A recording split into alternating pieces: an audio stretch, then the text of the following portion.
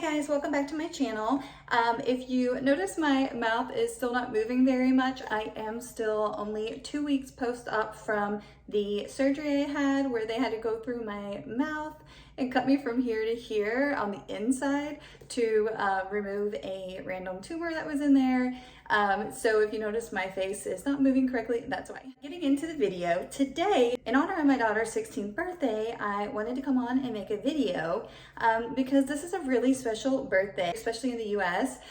Sweet 16s are always super special, but for our daughter, she is special needs. She was born with a rare chromosome deletion, and so each birthday is a little bit more special because you know, sometimes when you have rare chromosome deletions, the life expectancy can be a little different than if you didn't have that deletion. So each day is a gift to us, and each birthday is super special.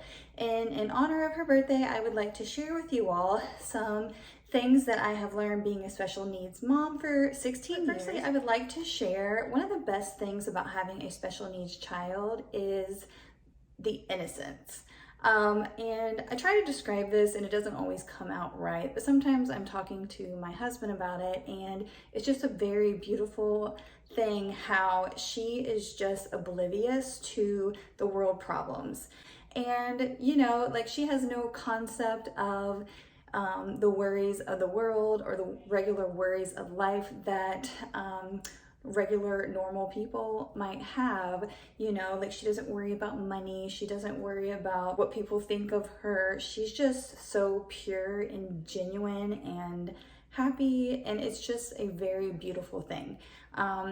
And so really for her, luckily because she has a good family, her life is just really special because you and I, we have the worries of the world and she doesn't necessarily. Like she actually, if she was able to comprehend some of the worries that maybe she should have, it would suck, but she doesn't, and it's a beautiful thing that she really doesn't or can't. And so me and my husband have just made it our jobs in life to make sure we keep her life really fun and light and happy, and to keep it this way for her, and to keep making sure that she is just enjoying her life. I think that's one of the best things you can do if you have a special needs child, is just really try to create the best life for them that you can. You should do that with really any child, but especially if you do have a more, what some people would call, challenging child. But some of the things that I have learned being a special need mom now for 16 years, I wrote a couple things down, but mostly I was just gonna go off my head. But one of the things is having an anxious mind about all the what ifs and worries of what things are really gonna be like if you're pregnant and you find out that you're going to have a special needs child. That anxiousness just makes things worse. For instance, when I was pregnant with our daughter, we found out that she had bilateral club feet, and it was pretty severe. When I Googled the images of that, I was kind of terrified how I would feel actually like seeing her feet after I gave birth to her. And I was like so worried about this my whole pregnancy. And at this point, we didn't even know she had a chromosome deletion. We thought it was just isolated club feet. And once she came out, like I literally thought her feet were so cute, and you know, like everything I worried about that entire time was like useless and pointless, and like that natural just mommy love just happens. Like when you have a baby, it just happens. And yeah, it was pointless for me to worry about that.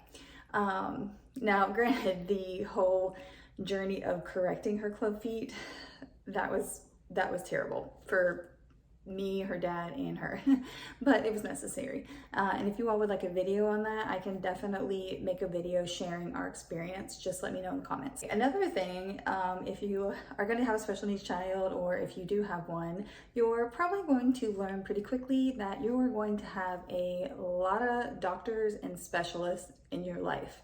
At one point, a couple years ago, we were up to about 14 different doctors and specialists that she was seeing. Like we lived at the time in Louisville, Kentucky area, and basically we had multiple doctors on each floor of their special needs center where all the specialty doctors were.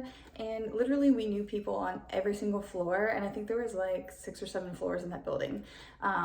So she was kind of like a VIP member, we kind of jokingly would say, because she had a lot of doctors and a lot of appointments. And at first that was very necessary because, you know, you have to really get your child checked out and just kind of go with what your pediatrician is teaching you about your child so that you can make sure you're getting them the proper care and the proper help.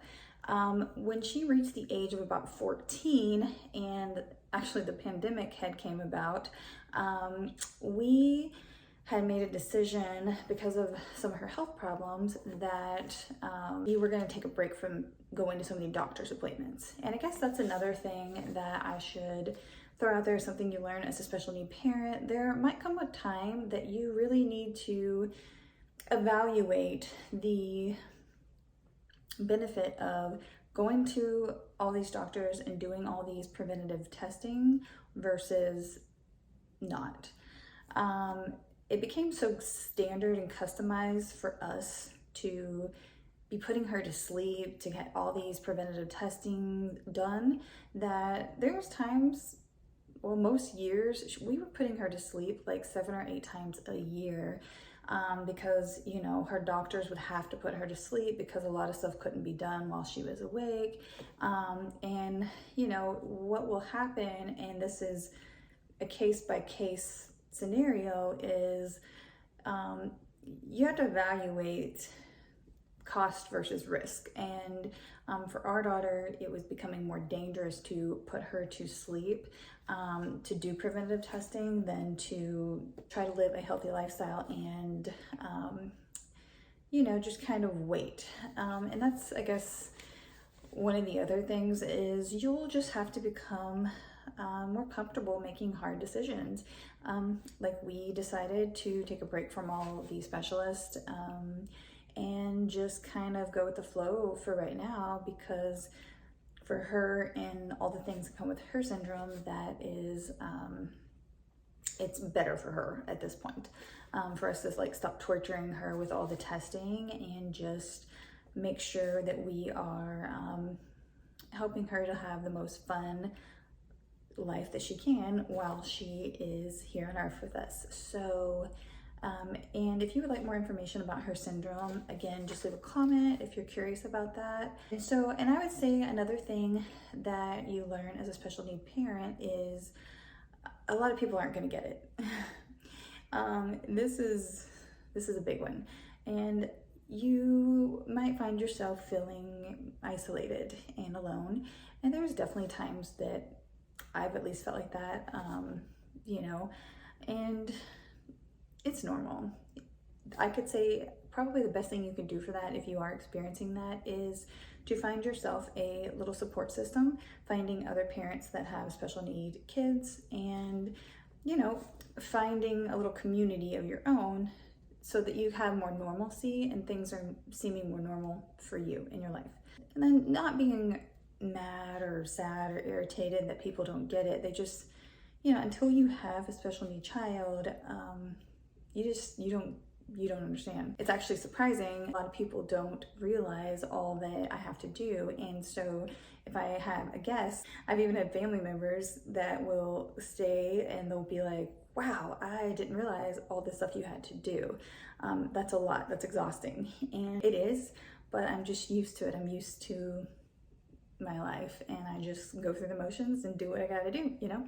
And I would say one of the last things I'd want to touch on today is having grace for yourself and making sure that you are having self-care so that you can still provide the best care for your child. Because if you don't take time to give yourself the time you need to recuperate and to be mentally healthy and emotionally healthy, then you're not going to be the best that you should be for your child, because it is more draining than having a typical child.